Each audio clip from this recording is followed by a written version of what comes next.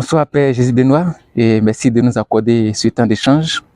Comme nous le savons, à l'instar des autres provinces salésiennes du monde, la province AON prépare activement son second chapitre provincial. Et dans la mouvance de cette même congrégation, le thème qui retient notre attention est passionné pour Jésus-Christ, consacré aux jeunes pour un vécu authentique et prophétique de notre vocation en AON. Allant dans le vif du sujet, dites-nous, mon Père, comment se passe le préparatif de ce chapitre et quelles sont les attentes vis-à-vis de ce chapitre? Merci beaucoup, Jacques. Effectivement, la province AON est aussi en train de préparer donc son deuxième chapitre provincial. Les préparatifs sont pratiquement achevés, étant donné que la dernière fois, nous avions examiné au Conseil provincial les documents précapitulaires qui ont été élaborés pour un dernier coup d'œil sur ce qui a été fait. Et nous les avons tous validés. Donc maintenant, ce qui reste à faire, c'est justement que la commission précapitulaire envoie ces différents documents donc aux confrères capitulaires. Alors de ce point de vue, tout est fin prêt.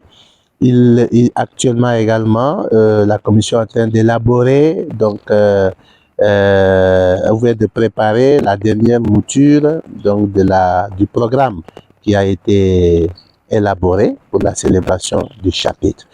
Pour ainsi dire, tout est fin prêt. Donc, j'attends que ce chapitre soit célébré avec la même joie, avec le même engouement que le premier chapitre, dans l'espoir aussi qu'il y aura beaucoup de joie et aussi beaucoup de fraternité au cours de cette célébration. Merci mon Père. Alors, voulant prendre le pouls de la province, dites-nous, un an après la célébration du premier chapitre provincial, comment se porte la province et quelle analyse vous faites de la mise en application des résultats du chapitre provincial 1? Notre province, comme elle est très jeune, elle poursuit son bonhomme de chemin. Je crois qu'elle avance lentement, mais je crois qu'elle avance aussi sûrement. Mieux vaut avancer lentement et sûrement.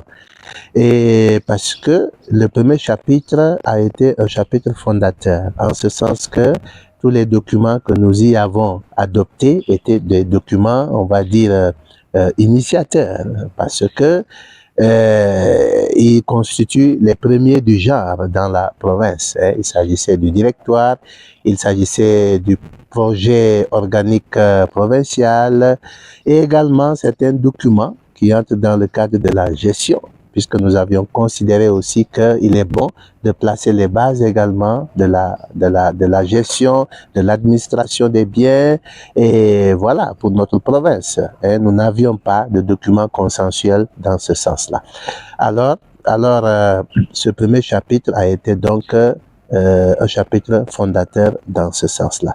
Et nous pensons que ce chapitre va poursuivre également l'approfondissement de ce qui a été fait, et que dans un second temps, les communautés sont en train de s'approprier tout ce qui a été réalisé dans ce premier chapitre provincial, parce qu'il ne suffit pas de produire des documents, encore faut-il les mettre en application pour avancer avec plus de cohérence. Et là-dessus, l'animation est aussi interpellée, c'est-à-dire le provincial et son conseil. Nous sommes aussi chargés de suivre les communautés et dans la mise en œuvre de ces différents documents pour que nous avancions donc avec le même tempo, que nous soyons sûrs que vraiment nous avons la même compréhension donc des textes et tout, et que bien cela aille dans le sens de la cohésion générale de la province, quelle que soit la communauté où nous sommes, où nous travaillons. C'est les mêmes documents qui régissent la vie, c'est les mêmes documents qui régissent également notre travail, notre mission. Voilà. Monsieur mon Père, du point de vue bénéfique, que peut apporter ou quel peut être l'apport de ce second chapitre pour notre jeune province, et pour vous personnellement, que représente ce second chapitre aussi pour notre province? Il faut peut-être diviser la réponse en deux, parce que d'abord ce chapitre se veut une contribution à la réflexion globale de l'ensemble de la congrégation, étant donné que le thème nous est venu donc du recteur majeur et c'est toutes les provinces qui réfléchissent sur ce thème-là. Voilà. Et donc, dans ce cas, nous aussi, nous comptons apporter notre modique contribution au regard et à la réflexion qui sera faite lors du chapitre général en février prochain. Et bon, nous attendrons aussi ce qu'il en sortira afin que nous cherchions aussi à l'appliquer dans notre espace provincial. Mais d'autre part, nous en profiterons aussi pour approfondir ou bien pour adopter quelques documents qui nous concernent, comme par exemple le plan provincial de pastoral vocationnel, comme le plan d'animation missionnaire, comme aussi le protocole de protection des mineurs. Ce sont des documents donc, qui concernent notre province et qui entrent dans le cadre de la consolidation de la fondation que nous avons commencé depuis le premier chapitre provincial. Étant donné que le premier chapitre était un chapitre fondateur et ces documents, ces 3 derniers documents que je viens de citer, nous ne les avons pas encore en tant que province. Donc, on peut dire que c'est toujours la fondation qui se poursuit également à travers ce second chapitre provincial. J'attends, tout comme au premier chapitre provincial, qu'il y ait beaucoup d'engouement de la part des confrères capitulaires. J'attends qu'ils s'investissent véritablement dans l'adoption des différents documents. Non seulement la réflexion qui concerne toute la congrégation, mais également la réflexion qui concerne les documents donc à l'interne de la congrégation.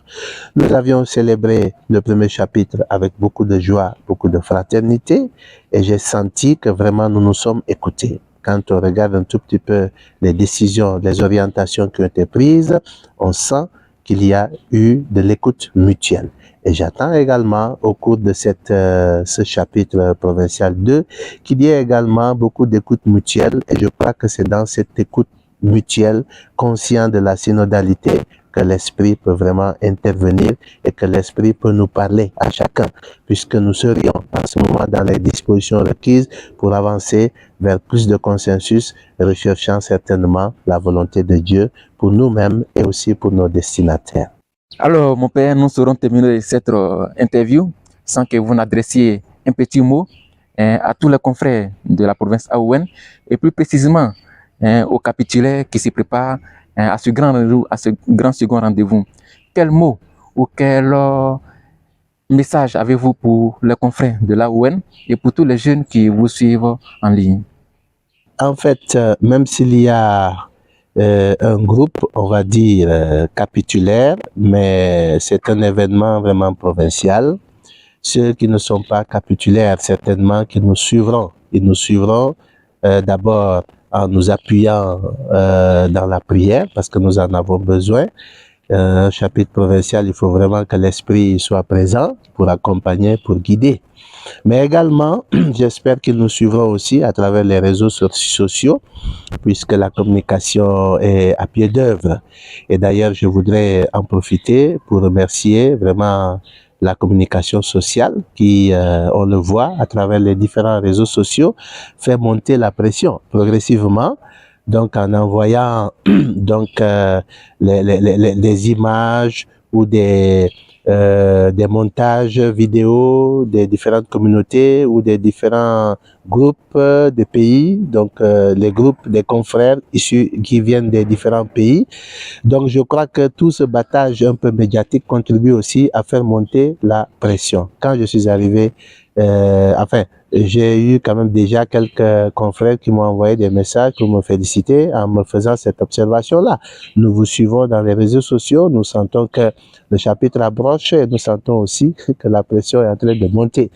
Et j'en profite aussi pour remercier aussi la commission précapitulaire qui a vraiment fait un travail acharné, un bon travail, non seulement dans la coordination des travaux précapitulaires, mais aussi actuellement dans la finalisation des documents et la finalisation même du programme, donc qui va occuper tous les capitulaires pendant ces quelques jours donc de travail.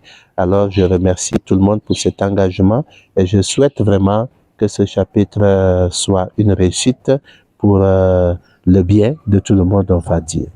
Père Jésus Benoît, c'est un grand merci que nous vous adressons pour cette interview à laquelle vous vous êtes soumis. Merci pour ce temps d'échange Merci pour les préparatifs. Nous vous souhaitons déjà bonne célébration et une heure de prière pour la suite. Merci beaucoup, Jacques. Merci de l'occasion que vous me donnez aussi de m'exprimer autour donc des préparatifs par rapport à ce chapitre. Merci beaucoup à vous.